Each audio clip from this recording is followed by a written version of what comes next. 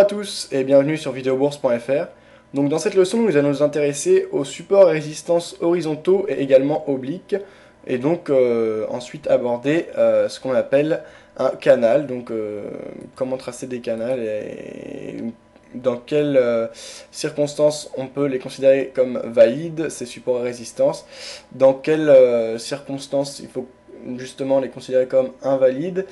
Et comme d'habitude, on verra que c'est une stratégie, en tout cas un outil qui présente des faux signaux. Bien sûr, il n'y a jamais rien de sûr à 100% en matière de trading. Donc on verra comment se protéger des éventuels faux signaux liés à l'utilisation de cet outil. Donc là, je suis sur la paire euro-dollar en 1 heure. Donc on va d'abord s'intéresser aux supports et résistances horizontaux. Donc à quoi ils sont utiles et d'abord qu'est-ce que c'est? Une résistance c'est une ligne, donc là en l'occurrence ce sera une ligne horizontale qu'on forme en reliant plusieurs points plus hauts qui ont buté sur le même cours. Donc ici on a notre graphique, comme vous voyez en bas on a l'axe, donc on a l'abscisse avec le temps, donc on a différentes dates, et sur l'ordonnée nous avons les différents cours atteints à un moment T, et donc justement les cours que l'on voit ici représentés par des chandeliers, mais bon, peut-être que vous les connaissez mieux sous le système de courbes. Cependant, le système des chandeliers est plus complet, on l'a vu dans une leçon précédente, et c'est ce qui est utilisé le plus souvent par les traders.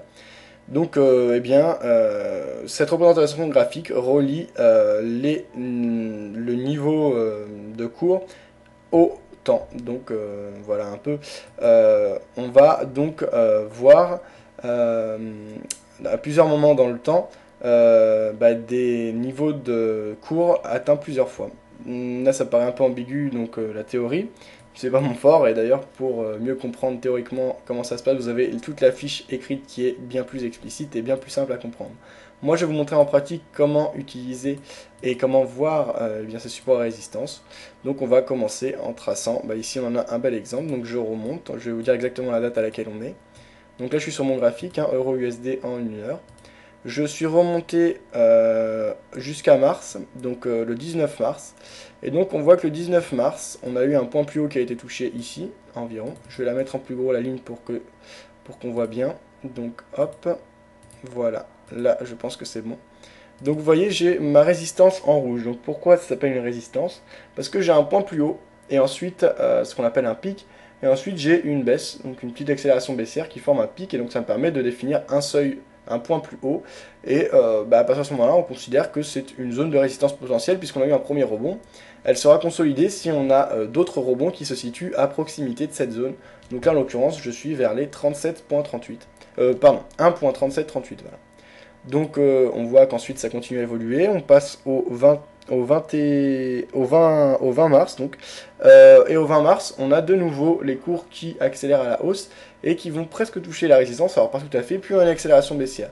Alors comme je vous ai dit, c'est la zone qui est importante, c'est pas le seuil précis, même si vraiment ce qui va nous intéresser, nous, c'est le chiffre exact, donc 1.3738, pour fixer des ordres. Donc on va voir les différentes stratégies qu'on peut élaborer à partir de ces outils. Donc ensuite on a de nouveau un rebond avec une accélération baissière, un second pic dans cette zone, et là on a un troisième pic qui va quasiment toucher la résistance, pas tout à fait, mais on va monter à 1 ou 2 pips près au niveau de la résistance, puis une accélération baissière. Donc là on a ce qu'on appelle un triple top, à peu près, même si c'est pas très précis. De toute façon vous verrez qu'en trading, entre la théorie et la pratique, il y a tout un monde, et vous n'aurez jamais des cas d'école, enfin il y en aura mais c'est très rare, donc il faut savoir s'adapter, il faut savoir remettre en cause ce qu'on a appris, et bien avoir une vision sur le long terme pour essayer de faire augmenter son capital sur le long terme, et non pas tout se concentrer sur une seule position, parce que dans la pratique, le trading, il y a beaucoup de choses extérieures qui entrent en compte. Donc le but de l'analyse technique, c'est vraiment d'essayer de gagner de l'argent sur le long terme en faisant une stratégie viable que l'on utilise de manière systématique. Peut-être pas systématique, sinon ça peut être remplacé par un expert, donc il y a quand même une partie analyse derrière, mais un système qu'on ne peut pas remettre en cause sur une seule utilisation. Voilà. On a donc trois fois cette zone qui a été touchée. on va dire cette zone de résistance, elle se situe donc entre cette ligne rouge, on va descendre 10 pips en dessous, donc on va descendre à 28, voilà, 27, hop, on va 7, et 10 pips au-dessus, hop, 48, parfait. Donc là, vous voyez, toute cette zone-là, entre les trois, enfin, comprise entre les deux lignes rouges, eh bien, c'est ce que je vais appeler la zone de rebond potentiel.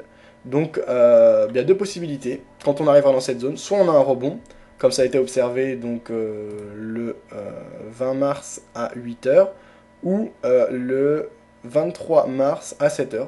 Donc on a eu des rebonds.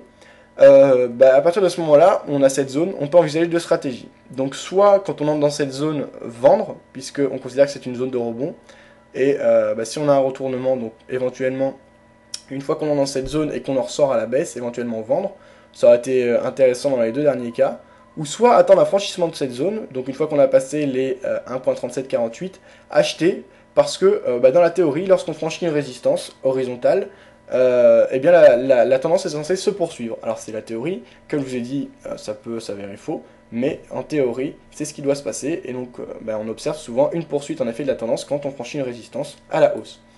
Donc ensuite, on va garder cette résistance en tête, mais ensuite les cours évoluent, peu importe, hein. On a toujours notre résistance. Ils évoluent, on descend, donc on n'est pas prêt de retoucher cette résistance pour le moment. Alors entre temps, on a d'autres résistances éventuellement qui s'observent, ou d'autres supports. Et donc, alors, on en était exactement. Voilà. Donc nous, on les avait tracés ici en mars. On voit que, pendant tous les mois suivants, donc avril, mai, on n'a pas... c'est simplement que mi-mai qu'on va revenir dans cette zone. Et donc on va y revenir plus précisément le 13 mai. On va zoomer sur cette période. Donc on va aller au 13 mai. Voilà. Donc le 13 mai, c'est là qu'on revient s'approcher, on n'y entre pas tout à fait, de la zone de rebond. Voilà, ici on est au 13 mai à 2h du matin. On s'en approche, on n'y touche même pas, donc quoi qu'il arrive, on n'aura pris aucune position là. Mais on sait qu'il faut bien la prendre en compte. Et donc là, le 20 mai à 16h exactement, on a un retour dans la zone, concrètement dans la zone de résistance. Alors, deux choses possibles, comme on a vu tout à l'heure dans la stratégie. Soit on attend qu'on rentre dedans.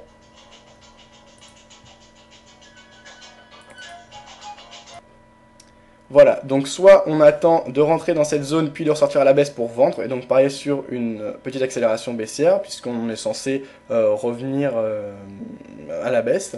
Comme on l'a vu, c'est de la théorie. Ensuite, soit on franchit à la hausse notre zone de résistance, en l'occurrence les 1.3748, et là on est censé parier sur une poursuite de la hausse. En l'occurrence, là on a une sortie à la... Alors, bien sûr, également on peut placer les ordres dans les deux sens, à savoir un en dessous et un au-dessus. Alors celui d'en dessous, par contre, il faudra être attentif pour le placer, puisqu'il faudra attendre d'être à l'intérieur de cette zone pour le placer ensuite, alors que celui qui est au-dessus... on peut le placer directement une fois que la zone est définie. Donc moi c'est cette stratégie que j'utilise, donc le franchissement à la hausse ou à la baisse de support et résistance horizontaux. Donc là on a eu une belle accélération haussière. Si on avait placé un ordre d'achat, donc un buy stop juste au-dessus, on aurait été exécuté et on va voir ce qui se passe après.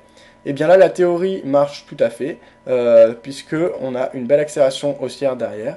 Donc moi quand j'utilise cette stratégie, j'utilise avec un stop loss 100 et un objectif à 35 pips avec un trailing stop qui varie entre 15 et 20 pips. Donc pour les supports c'est exactement la même chose mais inversé, à savoir que là on prendra les points bas pour tracer notre zone de rebond potentiel et on rentrera donc à la vente avec un sell stop si on franchit à la baisse cette zone de support.